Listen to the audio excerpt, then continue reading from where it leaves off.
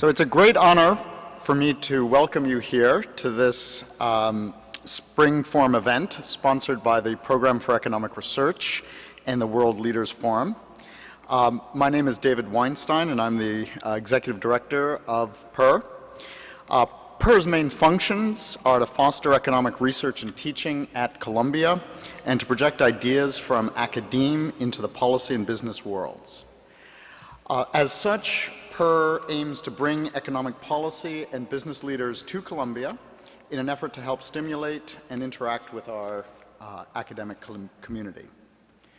This year, much of PER's programmatic activities have focused on finance, and I'm delighted to finish off the year with today's event. Finance has been at the center of much of the news over the past year, and not surprisingly, it has also been at the center of much of economic research.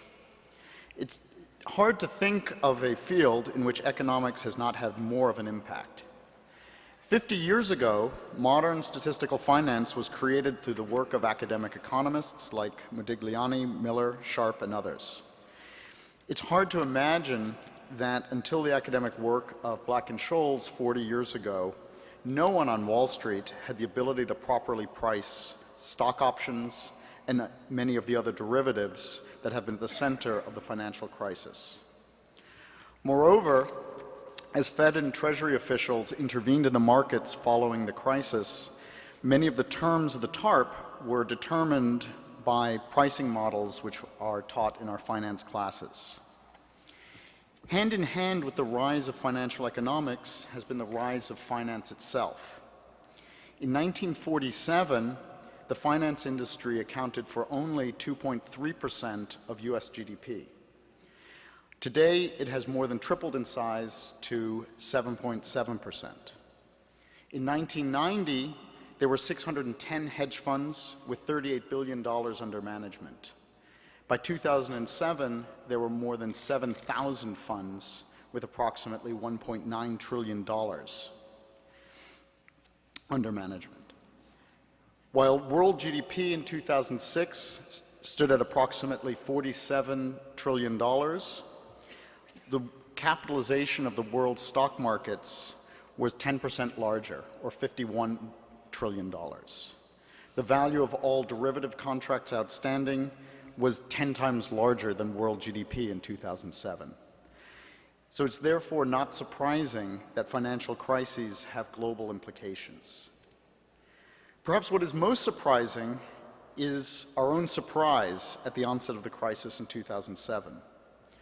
Far from being rare events, there have been 18 major banking crises in the developed world alone, that's the developed world, since the end of the Second World War, or roughly one every 3 years, with major crises hitting countries like Spain, Norway, Finland, Sweden, Japan, etc.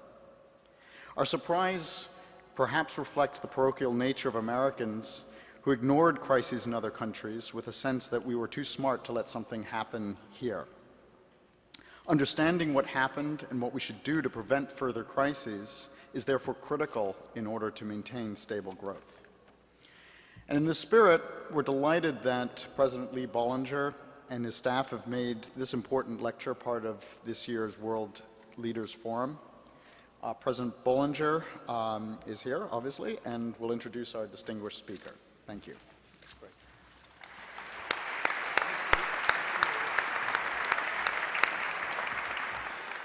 Thank you all for joining us this evening. I'd like to extend a special thanks to David and his colleagues at the Program for Economic Research, tonight's co-sponsor, as you just heard, for playing a critical role in bringing this together. One of the things we hope for students when they come to Columbia is that they check their preconceptions at the 116th Street gate and open their minds to new perspectives, new experiences, and new people they might never have encountered or considered. It is one of the best and most attractive arguments for coming to the greatest, most global of American cities for college or graduate school. It is our essential role and responsibility to provide a venue for open conversation on almost any topic in a society that has chosen to make free speech and debate a higher value than any place else in the world, and perhaps ever. Our World Leaders Forums are just one way that we do that at Columbia, which in the span of a single month can mean an open exchange with one of America's allies in French President Nicolas Sarkozy, then with the nation's highest-ranking military officer, Chairman of the Joint Chiefs of Staff, Admiral Mike Mullen, or tonight with one of the global economy's most important business leaders, Citigroup CEO and four-time Columbia alumnus, Vikram Pandit. Today is our third recent World Leaders Forum on the economy, a topic that is rightly at the top of concern and conversation not only across our own country, but across the globe in the wake of the worst financial crisis since the Great Depression of the 1930s. Just 2 weeks ago on this stage, Columbia economist and Nobel laureate Joe Stiglitz led a conversation with Commodity Futures Trading Commission Chair Gary Gensler and former SEC Chair Arthur Levitt. And earlier this year, we listened to Bill Dudley, President of the Federal Reserve Bank of New York. And of course, there have been many conferences and seminars, classes and conversations across the campus over the past year at our law and business schools, our schools of journalism and public affairs, college and engineering schools, all seeking to understand what happened to our global financial system and why, and what should be done about it now. Our distinctive role is to bring scholarly perspective to this historical moment. But we're obviously not alone in asking these important questions. Indeed, since the moment of the meltdown in September 2008, and perhaps even more today with the benefit of hindsight, those responsible for our most powerful financial institutions have come under a new wave of much-needed public scrutiny and discussion. As this week's hearings and debate in our nation's capital amply illustrate, we are at a real inflection point in history on financial regulation, and a new perspective and a change of heart after a long period in which it became widely accepted, let us recognize, that free markets should be left free to correct themselves and that they would, in fact, do so. There were voices of dissent, to be sure, contrarians to the housing bubble, regulators and legislators who doubted the wisdom of repealing the Glass-Steagall Act more than a decade ago, journalists who investigated the increasing leverage, academics who saw the bubble and predicted its bursting, and early warning shots of Enron and WorldCom. And yet we saw, over the past decade, what we saw was fundamentally a broad failure of knowledge and information. A failure to understand the realities of economic activity at a very basic level, a failure to see linkages and connections, and a failure to understand the elements of mass psychology. These are the kinds of questions that universities are supposed to be concerned with. And so, from a positive perspective, there's still a lot to do, and thank God for Columbia. Into this heated maelstrom comes the cool, measured, indeed academic voice of Vikram Pandit, who had the impeccable timing of being named CEO of Citigroup in December of 2007, when the troubles in the global financial system may have already become manifest, but not to their disastrous existential scope. The challenges Vikram inherited came to a head on his watch, and Citigroup appeared at one point to be on the brink of collapse.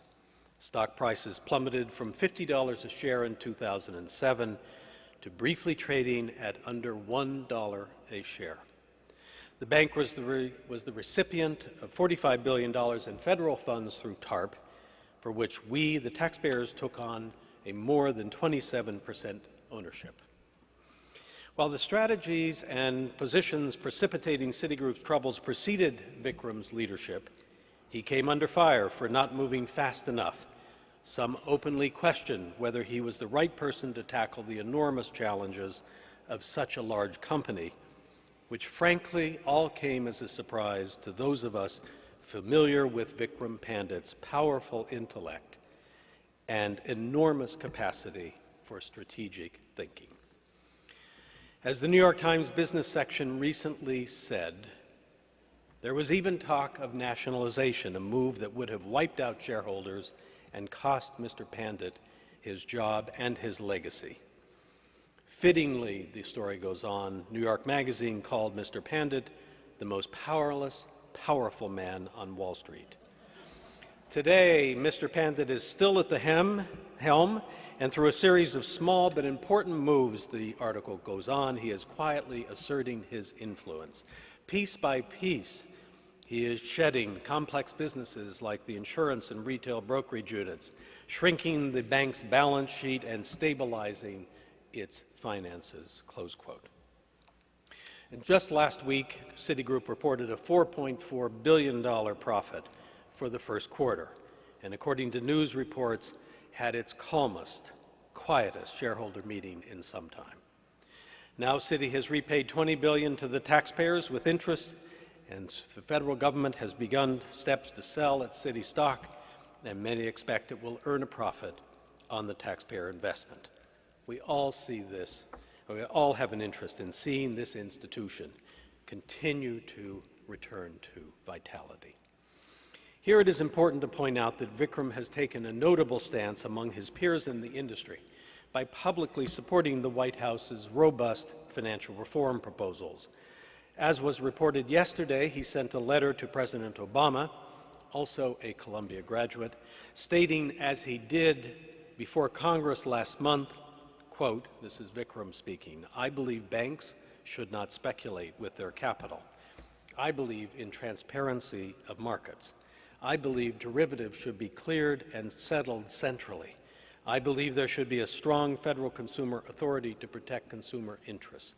We must have a strong systemic regulator. With respect to compensation, we need a merit-based system driven by long-term performance, and it is essential to have a level playing field across the global financial industry." All of this, I'm sure, and more we will hear this evening. Before joining Citigroup, Vikram Pandit was the founding member and chairman of the Old Lane, a hedge fund and a private equity fund manager that was later acquired by Citi. He has also served as president and CEO of Morgan Stanley's institutional securities and investment banking businesses. But most importantly, before going into the business world, Vikram was an accomplished scholar and taught at Indiana University as well as Columbia Business School. As I said at the beginning, Vikram Pandit is many times a Columbian. He received undergraduate and master's degrees in electrical engineering here, as well as both an MBA and a PhD in business. Among the wide array of leadership roles he has taken at this institution, he has served with great distinction as an actively engaged university trustee since 2003. I apologize for these long introductions to get Vikram up to the podium, but we are grateful for all the quiet ways he engages with Columbia. Proud to have him back on campus in this more visible role. Please welcome me, or join me in welcoming our friend and our alumnus and one of the most important people in the world today, Citigroup CEO Vikram Pandit.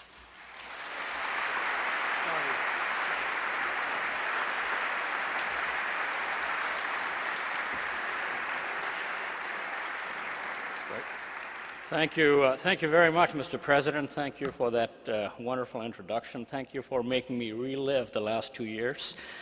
I really think the introduction was rather complete. Should we go to Q&A? What do you think? Anyway, it's wonderful to be here back at Columbia. Obviously, this community holds a very special place in my heart, and it always will. When I first came to the campus in 1973, I was 16 years old, and so I literally grew up in Morningside Heights. Now, I've got to admit, it took me some time. I spent nearly 10 years here, and I really do want to thank the university for its patience. What struck me about Columbia was that you were really never far from the real world, and Lee's very correct in saying that Columbia is an incredible diverse place with a large international student body, a global university, and by the way, there was never any pressure to conform here. And sometimes there were endless debates, and each of us had to find our own way, and in many, many ways, I left the university extremely well trained for the world that I'm in. I was also one of those people who was fortunate enough to find my calling early in life. I didn't really have a game plan, but I guess good things happen if you are well trained by a university and doing the kind of work that you like. And so today, I'm here as a grateful alumnus of the university, and of course also as the Chief Executive Officer of Citi, which is one of the world's great financial institutions. We're a company of 265,000 people in 160 plus jurisdictions. We have more than 200 million customer accounts. We serve clients big and small, including 99% of the Fortune 500, and we call ourselves America's Global Bank. And by the way, most days it's a great job.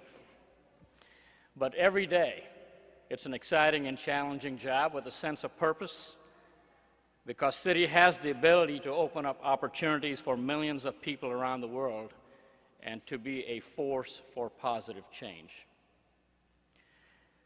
As Lee said, I've had this job since December 2007, during a trying and difficult period for millions of people. I came aboard during the financial crisis. Citi lost billions of dollars. We needed help from the US government. Our shareholders suffered, so did our employees, and sadly, we had to let thousands of good people go. A lot of Americans are hurting these days as well, and for many, many of them, their pain is worse than anything that we've had to deal with at Citi. They're hurt, they're angry, and much of that anger is directed at the financial services industry, and I don't blame them. It's easy to see why. The industry contributed to our nation's economic slump, which has brought about a 10% unemployment rate and to foreclosures that force people out of their homes. Ordinary Americans think bankers don't understand them. Worse yet, they believe we don't care about them. And that's not a good place to be for anybody, for our country, us, any of us here in this room. So over the last 2 years, we've been working very hard to remake Citi from top to bottom, and we're making much progress. We've got much to do, but we've also done quite a bit. And to fully succeed, we must take the responsibility for showing the American people that we do care. Citi is committed to serving our clients' interests, helping individuals and families in financial distress, promoting economic recovery, and supporting the reform of our financial system. Today, we find ourselves in a very new position of financial strength from which to pursue these goals. So this evening, I would like to share with you how we got to this point. One bank's journey through the financial crisis. I want to share with you what we've learned, how we're different today, our views on how regulation needs to change, and our commitment to what we call responsible finance. And I fully realize that we have to live what we say and make our words become actions, but that's my job. Let me start by addressing what I think went wrong in the markets leading up to the financial crisis. Citi, like other financial institutions, was a creature of its environment. That pre-crisis environment was characterized by a vibrant financial market. It seemed to offer an abundant, bottomless pool of financing and capital. Thanks in large part to securitizations, the rise of the shadow banking system, and the acronyms they spun off, like CDOs, SIVs, and others. In that environment, aggressive pro-cyclicality defined the mentality. Very smart people defined and measured risks in ways that made traditional concepts appear primitive. The markets convinced themselves that risk was actually declining. Shareholders came to expect their companies to generate the high returns they saw other companies churning out. Consolidation became synonymous with strategic success, and size mattered more than ever. Market players even assured themselves that there was suddenly new financial engineering that could transform illiquid assets into liquid form. And all the while, we were assured that this time it's different. And David Weinstein talked about this. This is a phrase that the world has heard and heeded all too easily, not only since the Second World War, but all through the 1800s and 1900s, and each time on the eve of a major upheaval in the markets. Citi rapidly grew both its balance sheet and off-balance sheet assets to historic highs in both size and leverage. And the wisdom of asset diversification gave way to concentration in ever larger amounts of real estate and consumer lending. As a result, at the peak of the housing market, Citi, like many others, was highly exposed to U.S. housing and the U.S. consumer. Citi and many other financial institutions took comfort from the fact that many of the securities that they held were highly rated and they were insured. And in retrospect, we know that this was false comfort. So what did we do at Citi to pull ourselves out of this crisis, to build a new Citi, and to learn, and to remember the lessons of the turmoil that we've lived through over the last 2 years? After I became CEO, my management team and I focused on 3 immediate priorities: financial strength, strategic clarity, and cultural change. We moved extremely fast to shore up the financial strength of Citi, and we succeeded. We raised tens of billions of dollars of capital. Since our peak in 2007, we reduced our assets by over $500 billion. We completed 43 divestitures.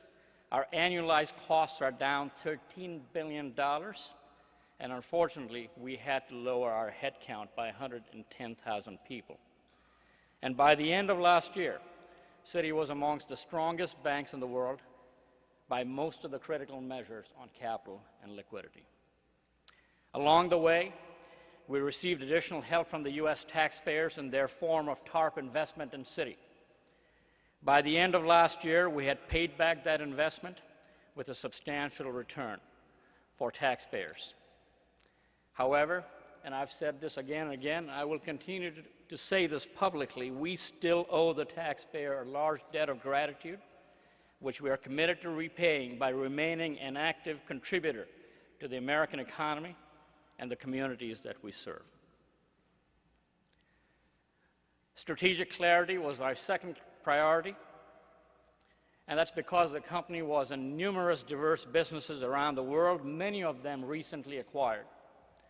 We were not a unified company with a unified culture. Consequently, we initiated a process of soul searching.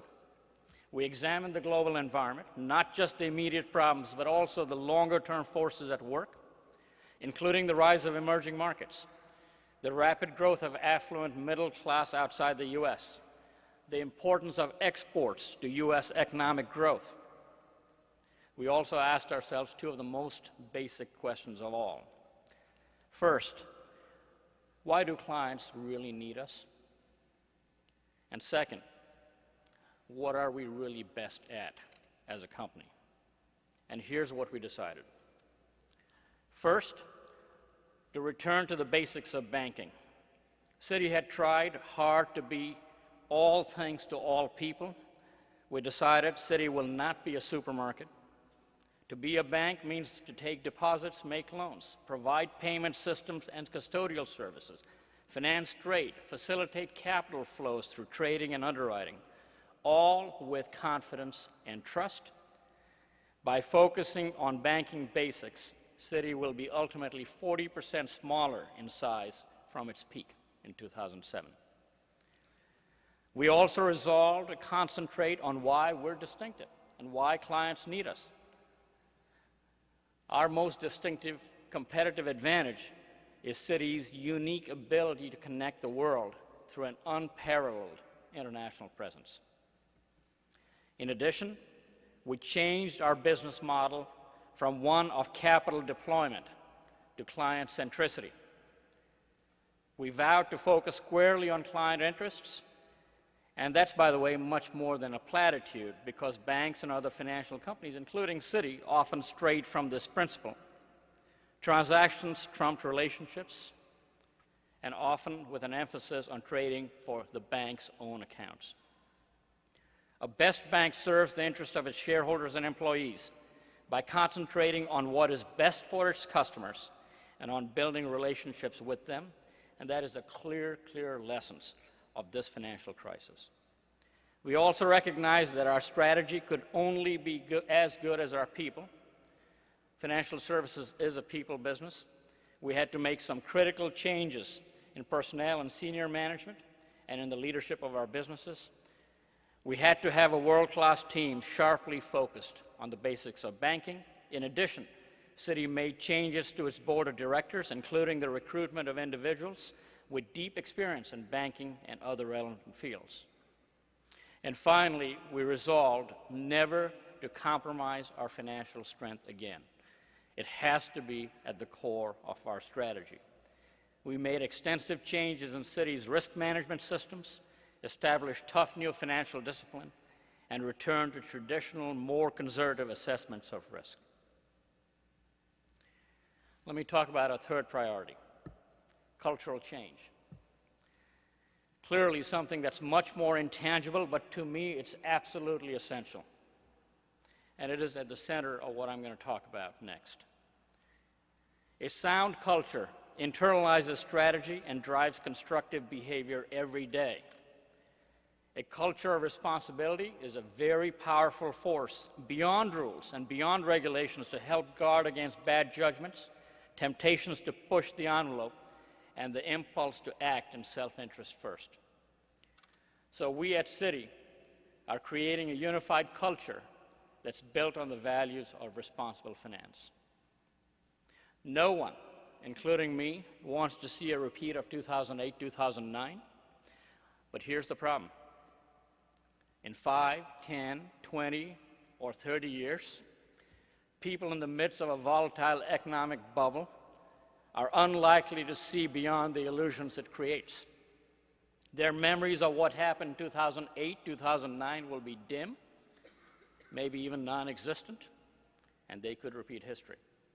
They could succumb to all too familiar pressures that we just saw over the last many years.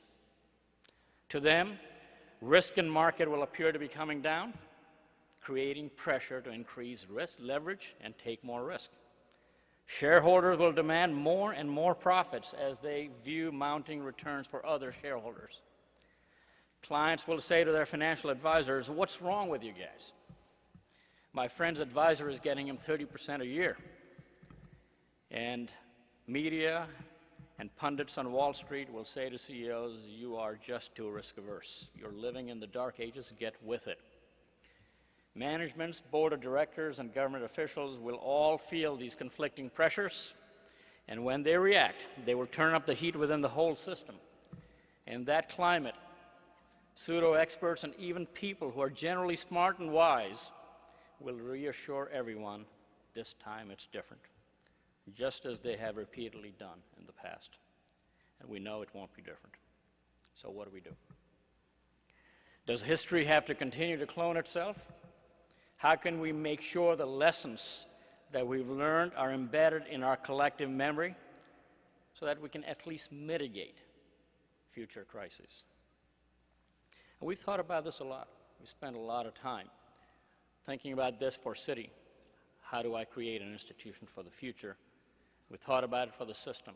How do we make sure the system internalizes the learning? And I know of only two answers. One is regulation, to try to hardwire the learning from this era into the financial system, and the other is culture. Each financial institution can create a culture of responsibility. But let's be honest, neither answer is likely to be complete. History has clearly shown that there is not a correlation between the enactment of more laws and the end of great financial crises. And by the way, smart people with self-interest will always find a way around the letter of the law. We do need a new global order for regulators, bankers, administrators that will either substitute or supplement existing frameworks with the goal to stay ahead of crises. Realistically, the goal is not to stop crises, but to mitigate them and have the tools necessary to effectively manage them. So one of the reasons I'm really here tonight is that I'm at the right university with the right group of people, the right minds, some of the best minds anywhere for addressing the question, and the world and the country needs your best thinking on this. How do we create a global banking and regulatory structure that constantly enables us to learn and stay ahead of crises? How do we ensure that there's clarity of principles by which to run the system with continuous updating of laws, regulation, and other tools to take into account new products, new ways of doing business, and new technologies? Can we change the approach to evaluate whether this time it's really different, or can we even hope to? Well, let me go back to Citi's responsibility. I believe a strong culture of responsibility is a significant part of the answer. Its purpose is to ensure we serve client interests and we're a force for positive change in the world. I should point out that, in my experience, the type of business you are in significantly affects culture. There is truth in the notion, for example, that banking has one kind of culture and retail brokerage has another kind of culture. It's very different. Within a diversified financial services company, you can find a variety of different cultures. And I think, therefore, by returning to the basics of banking, we're helping set the fundamental tone for the culture that we want at Citi. I believe that the systematic pursuit of responsible finance is ultimately the way to embed in Citi an institutional memory that deeply impacts the behavior of both current and future employees in all our businesses and at all levels of our company. It is intended to guide Citi's behavior when private economic interest conflicts with public interest. And its precise meaning will evolve with changing times and changing definitions of what's in the public's interests, and perhaps it offers some basis for cultural change on a larger scale in the system as a whole. Today, we have three core principles of responsible finance. First, Citi's activities must contribute to the economy and to the global economy, and today, Citi must contribute to America's recovery. By practicing the basics of banking, we assist people in distress, help businesses grow, support the financing of public projects around the world. For example, since the beginning of the U.S. housing crisis in 2007, we have helped 900,000 homeowners in their efforts to avoid foreclosure. We lend actively to businesses of all sizes, with a special focus on small and mid-sized companies that have trouble obtaining the financing they need. We're leaders in financing the export of American goods and services, and we're one of the biggest sources of financings for schools, hospitals, and other vital infrastructure projects. The second principle is that our businesses must be all about our clients. Our products and services must promote customer choice and control over their financial lives. That's why, for instance, we've had some of the industry's most pro-consumer policies on fees and overdrafts.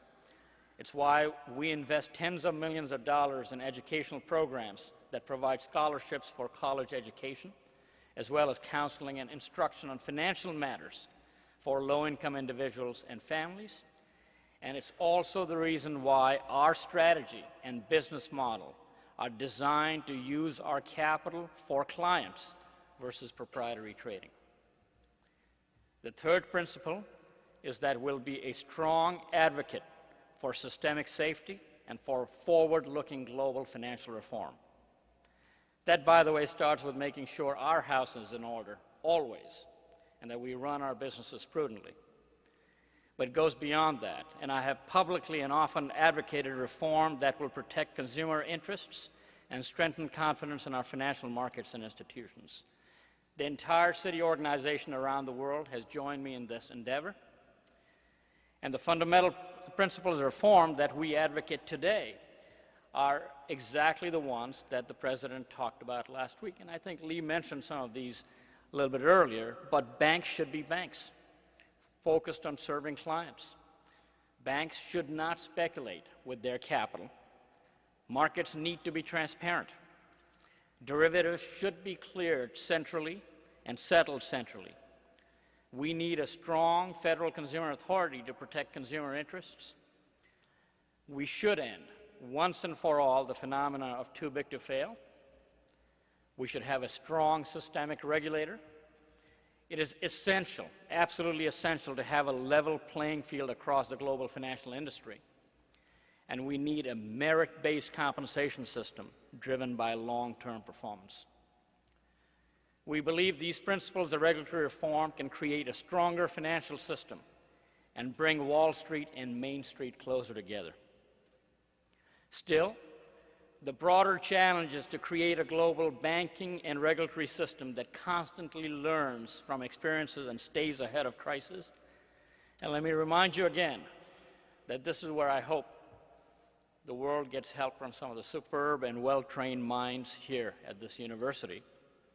And obviously, we're thinking long-term. Now and then, I contemplate what Citi will look like in 5 years, in 10 years, 25 years, 35 years from now, and I don't know what the markets are going to look like, or who our competitors are going to be, or how the economy will fare in 2020 or 2035. But I do believe the right culture will serve us well. Someone said that a corporate culture is nothing more than how we do things around here, and our culture will be shaped by responsible finance. My responsibility as Citi is to build that culture, and that will be my most valuable legacy at the institution. Both Citi and Columbia are great institutions, and they've been around for a while, and our histories are quite intertwined.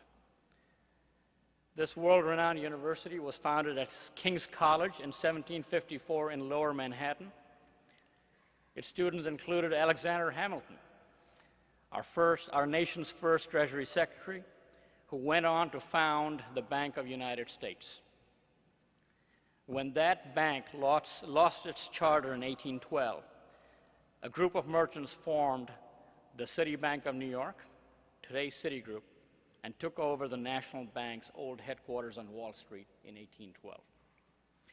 Columbia and Citibank have survived the War of 1812, with Citibank having opened its doors only 2 days before the war. Survived the Civil War, the financial panics of the late 19th century, and the Great Depression because they were blessed with leaders who acted as stewards of great institutions. During hard times, people who feared bank failures brought their money to Citibank because we were known as prudent bankers.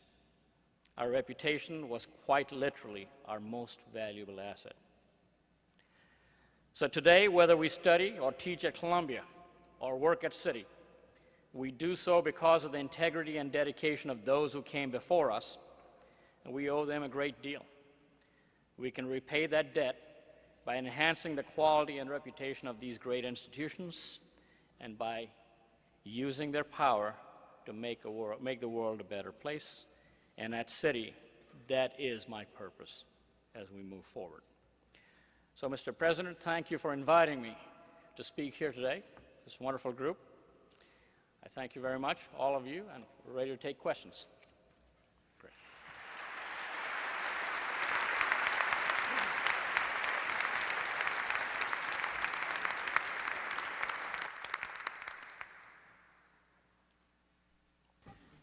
So thank you very much, Vikram. I think I'll just ask one or two questions, and then we'll open it up for people to go to the microphones. I have a complicated question to ask at the beginning, not surprisingly, I suppose.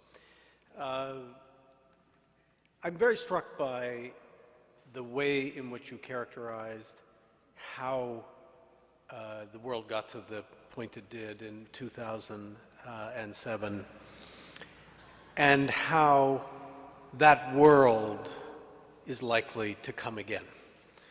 So what you described was a world in which actors, whatever they thought, initially convinced themselves of things that turned out to be not true, or they felt trapped in a system where they had to act contrary to what they thought and hoped they could get out early enough. So that's the bubble. It's a mass hysteria. It's a psychological problem. And to the people like me who think about constitutional law, this is not a new phenomenon. We have a Bill of Rights because democracy loses its bearings. People become frightened. Rather than ebullient and create market bubbles, they become fearful and they oppress minorities and treat people badly. And as a way of dealing with that, we put the Bill of Rights to a constitution. We took the power to enforce that or deal with that problem out of the political system almost entirely. Lifetime appointments for judges, a culture of supporting the constitutional rights, and so on. My question to you is, if you were sort of in an ideal world, forget about the politics of the moment, and you were trying to have a constitution, a Bill of Rights for the financial bubbles, what kind of social structure do we need to help us stop that from happening? Now, the Fed is not there.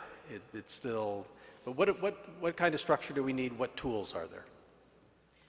Well, I would start by recommending against lifetime employment for CEOs. I don't think that's a good idea.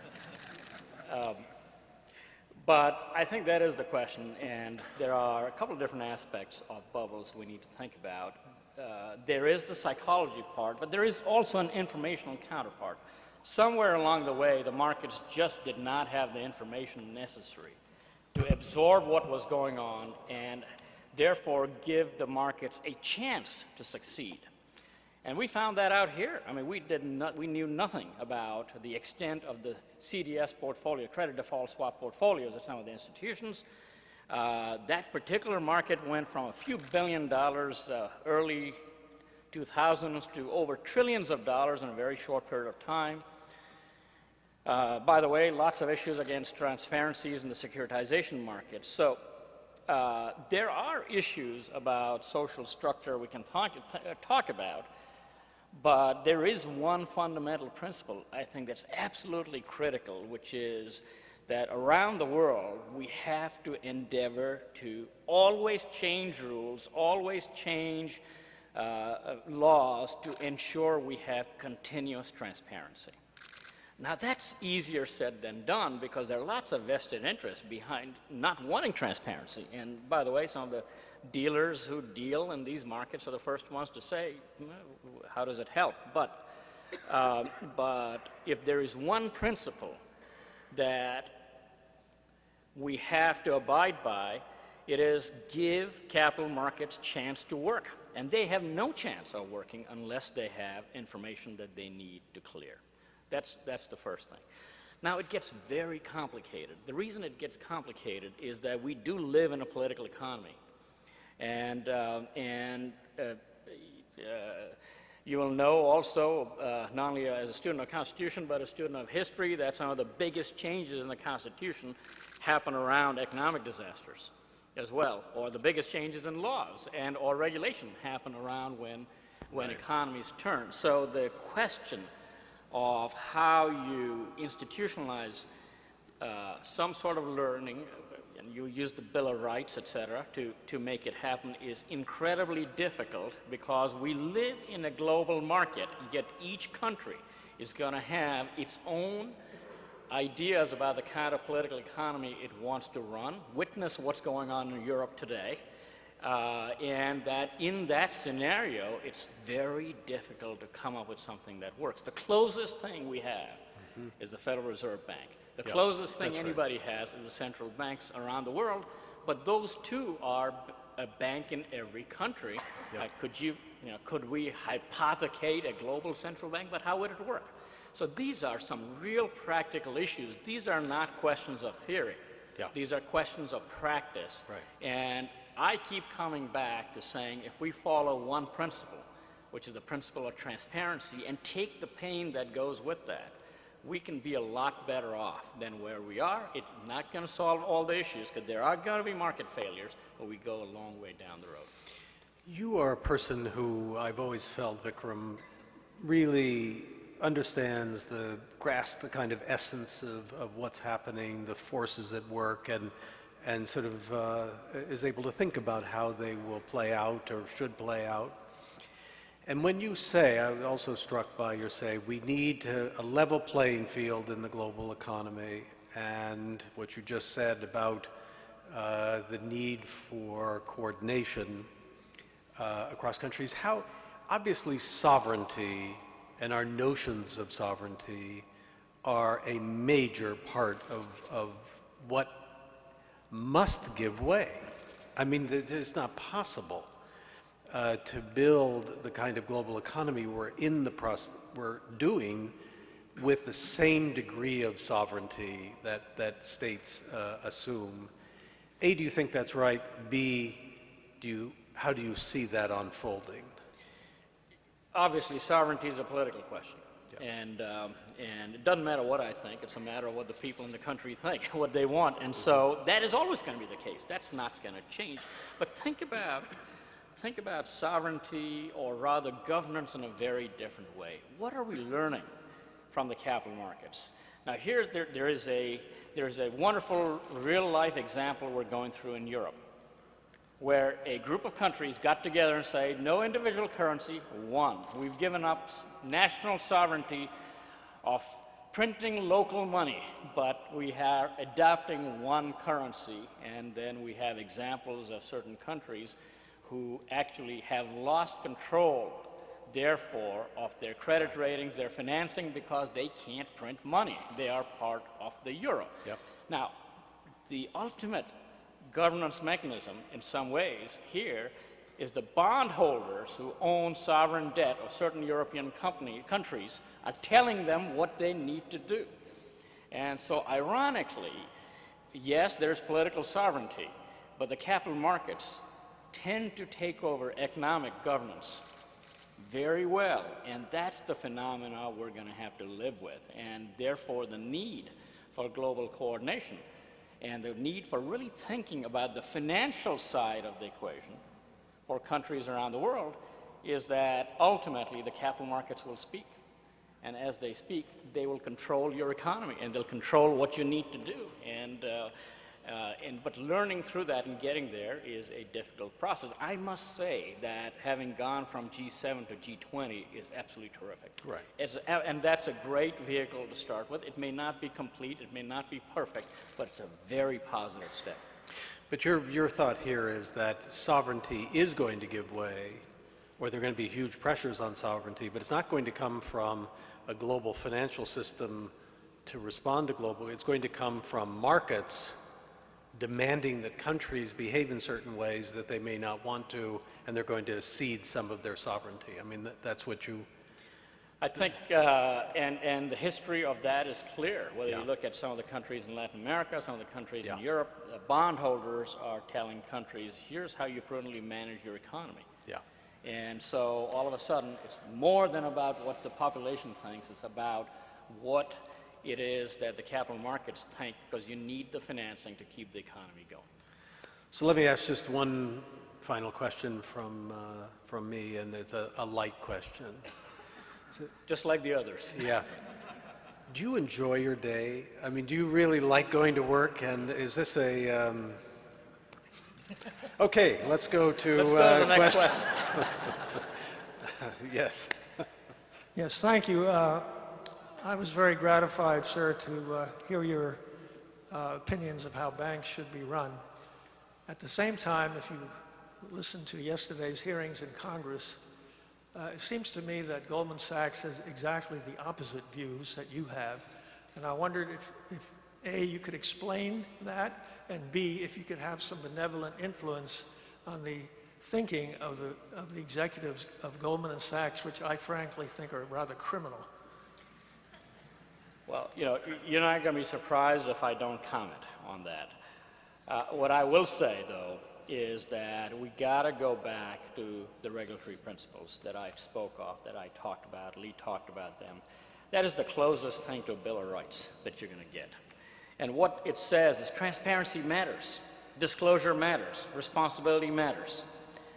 And by the way, the SEC and the regulators are really thinking through the concept of information. Because when you look at the global financial markets, it's not only about regulating products, regulating structures, regulating institutions.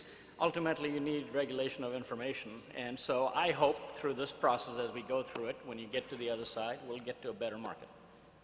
Thank you. Thank you. Yes, on this side. Thank you, Mr. Pandit, for coming today. You mentioned a few times that banks should not speculate. And there's one lesson I learned at Columbia is there's no difference between speculation and investment. And you seem to have a clear definition of the boundary between the two. So I wonder what's your definition? And do you consider CDOs and SRVs as speculation? Thank you. Okay, I think, you know, again, this is that's a very interesting question, important question, and by the way, exactly the kind of area that thoughtful academics can really contribute to. I'll tell you, there's a difference between speculation and serving clients, clearly true. If you commit capital to help clients, that's clearly in the context of the business that you're in. And that's true if you make a loan, that's true if you provide them liquidity, if they want to sell something. If you commit capital to markets because they're dysfunctional and that you actually have a market-making business, that's consistent with the business model that you have. I think what is not consistent necessarily with the business model is to have a group of people sitting back somewhere in a room and who are actually not dealing with your clients, but they're using the company's capital, the bank's capital, and dealing with everybody else on the street and running portfolios of investments because they believe that by doing that you can earn a rate of return. Now, you know, I don't want to get into philosophy, but I look at that and I say that that is not the purpose of the bank. There are lots of other institutions. David Weinstein talked about 1.9 trillion of hedge fund assets, lots of different places that can happen. It doesn't necessarily have a role in the bank.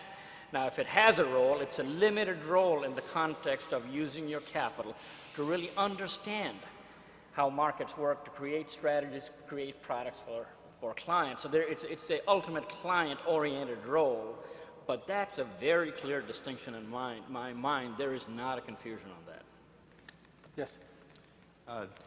Dr. Pandit, thank you again for joining us here. I have two questions that relate to financial industry reform. One is internal with regard to corporate governance, and one is about some of the specific proposals. So with regard to corporate governance, I wonder if you can comment on what kinds of measures banks can take to resolve the tension between the incentives of risk managers and those of profit seekers within the bank itself. And then the second question about the specific proposals, both the House bill and the Dodd bill contain proposals for resolution funds that could aid in the crisis management. I was curious if you can comment on those, what your thoughts are on those. Yeah, I think compensation is a significant question. Again, it's not the theory, it's the practice of compensation. The theory is very simple. Design a compensation system as economists that avoids moral hazard. We get it. I mean, we understand that. We understand. And by the way, the last time it worked for certain financial firms like investment banks was when they were private companies.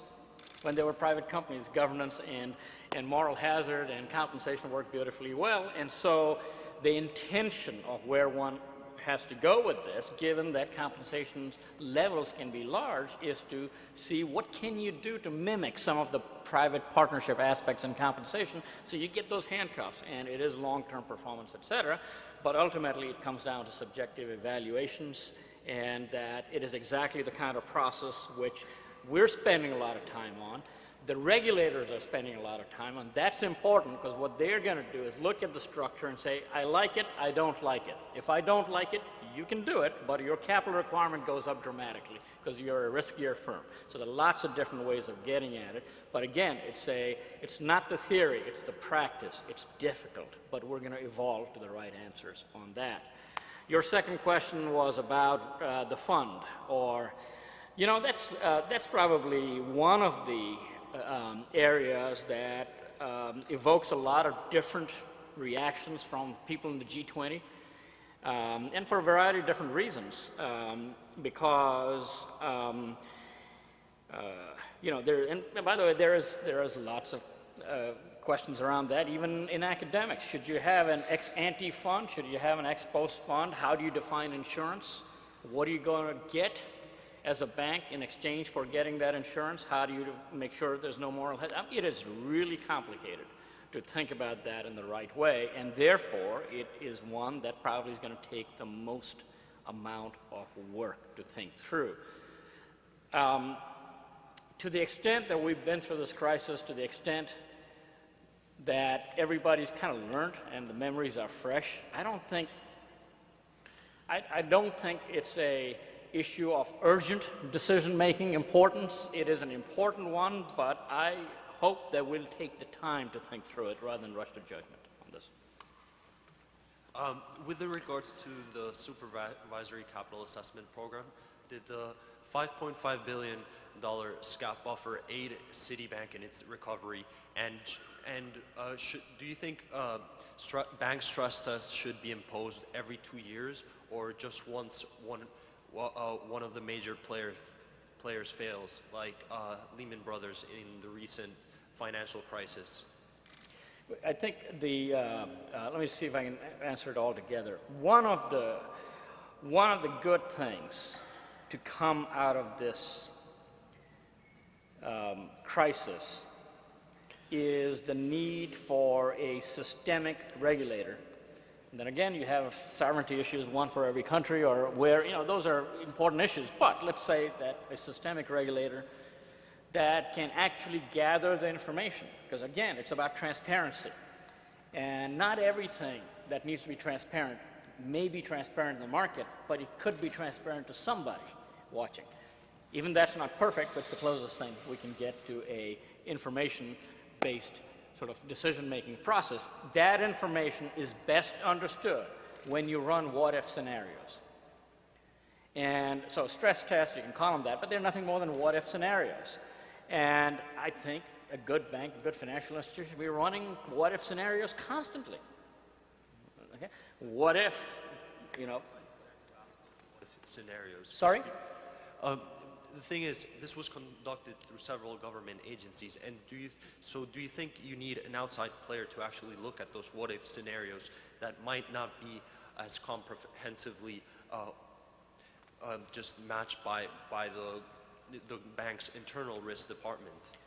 Yeah, I mean, I think that's an answer, that's a solution. On the other hand, I don't think the problem was because the bank's numbers were different than somebody else's numbers. In some cases, numbers weren't there. In some cases, they're just wrong. In some cases, nobody expected housing prices to go down 40%. By the way, if they did, you wouldn't have had a bubble. So it's less about that. But I think the process is really important. There's running the what-if scenarios. And by the way, there's always going to be a scenario you miss.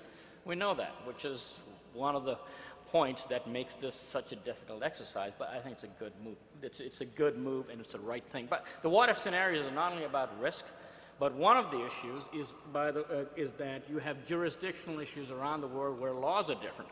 If something goes wrong, it's not clear the same bankruptcy laws apply around the world. And the what-if scenarios are also against where is your capital trapped? Where is the money trapped? How are these contracts going to be negated? I mean, there's a lot of issues surrounding that, but it's the right approach.